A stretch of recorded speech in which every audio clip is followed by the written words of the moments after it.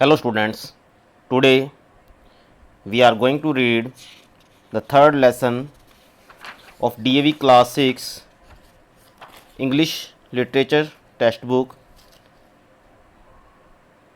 and the name of this lesson is Leisure, written by W.H. Davis. So here यहाँ पे हम देख सकते हैं थर्ड लेसन है हमारा इस बुक का, इसका नाम है लेज़र, जिसे लिखा है W.H. डेविस ने। बहुत ही बढ़िया पोइम है ये, एक मैसेज देने वाली पोइम है। तो जैसा इसका टाइटल है लेज़र, इसका मीनिंग क्या होता है बच्चों?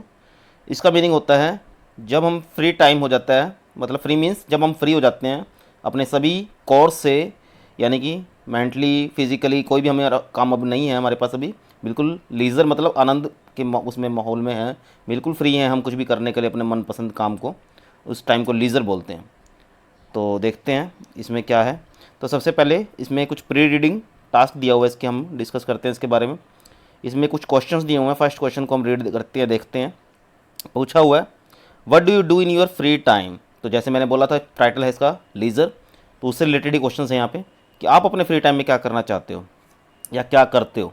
तो सबके अपने अपने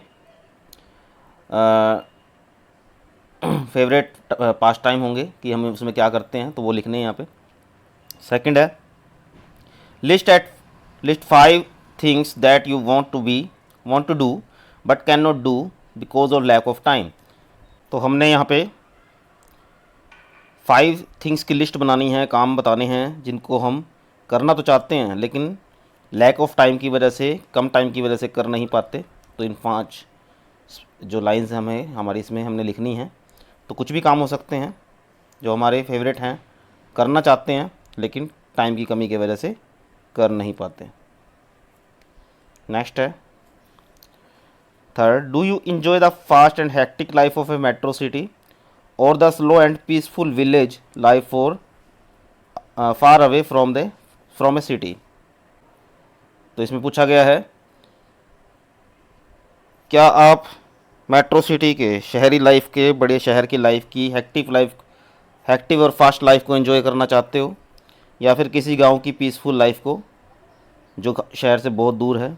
तो सबकी अपनी अपनी मेंटेलिटी होती है, कोई कैसी लाइफ जीना चाहता है, कोई कैसी। तो आपने बताना है इसमें आपको कैसी पसंद है। फोर्थ है make a list of at least 5 places और hill stations that you would like to visit. तो 5 फेवरेट जगह बतानी है आपने जो फ्री टाइम में आप जाना चाहोगे जहाँ पर। तो स्टूडेंट्स ये सेल्फ असेसमेंट के लिए है, खुद अपना व्यूज़ है इसमें लिखने हैं। तो हम पोएम को पढ़ना शुरू करते हैं। तो आइए पोएम देखते हैं।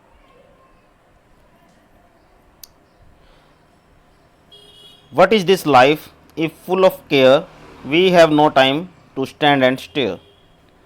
कि हमारी लाइफ कैसी हो चुकी है, इसमें पोइट कहता है कि हम बहुत ज़्यादा फुल ऑफ केयर, यानी कि बहुत ज़्यादा बिजी रहते हैं। फुल ऑफ केयर का मतलब बिल्कुल ही केयरफुली हम हर काम करने की कोशिश करते हैं और बिल्कुल भी अपने लिए टाइम नहीं देते। तो इसमें यही बोला गया है we have no time to stand and stair.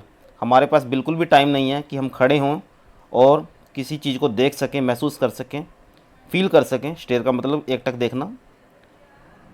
No time to stand beneath the boughs and stare as long as sheep and cause.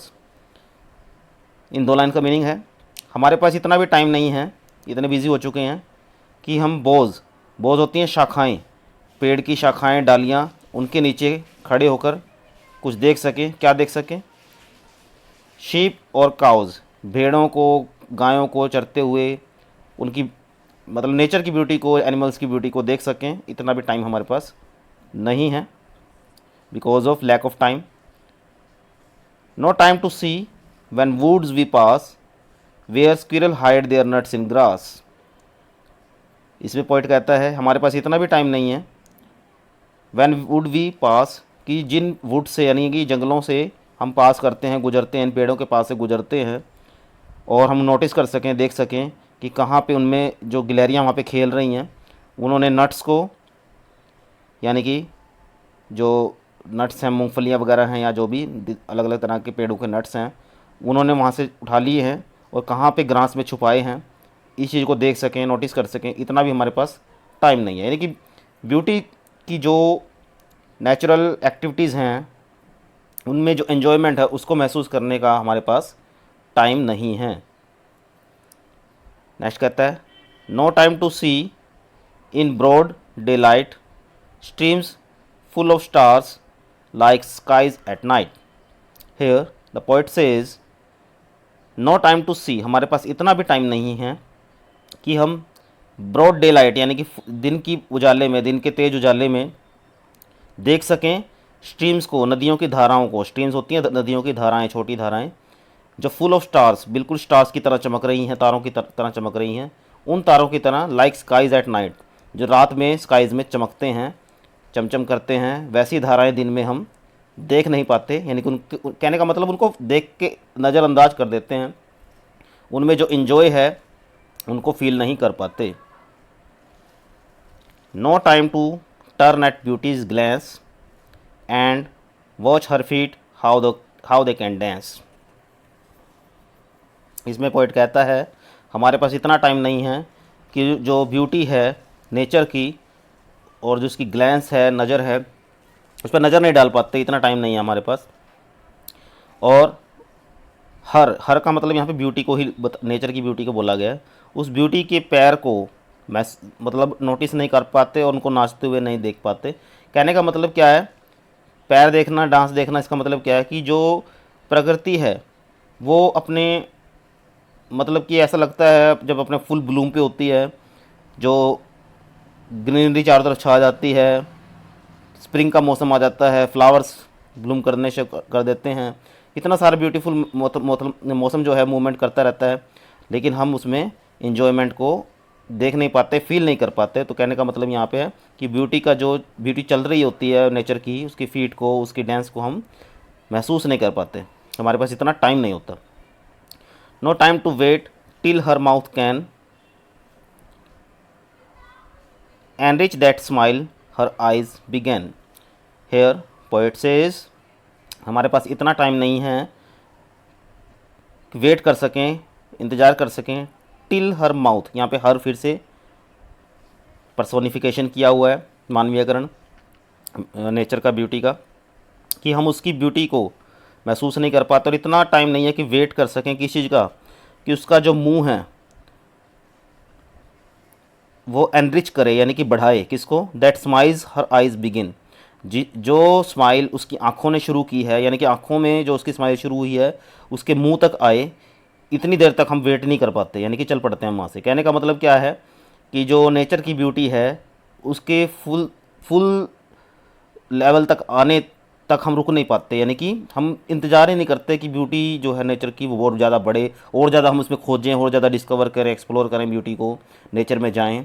इतना टाइम ही नहीं है हमारे पास, हम कोशिश ही नहीं करते कि उसको और ज़्यादा उसमें बढ़ोतरी हो, उसको देखें, ऐसा कुछ महसूस ही नहीं करना चाहते। तो यहाँ पे इसको एक अलंकार रूप में दिया हुआ है कि नेचर की ब्यूटी जो उसकी आँखों से शुरू हुई है उसके मुँह तक जाने तक जो बढ़ेगी, कहने का मतलब उसको देखने के लिए हम वेट ही नहीं कर पाते, इतना टाइम ही नहीं है हमारे पास।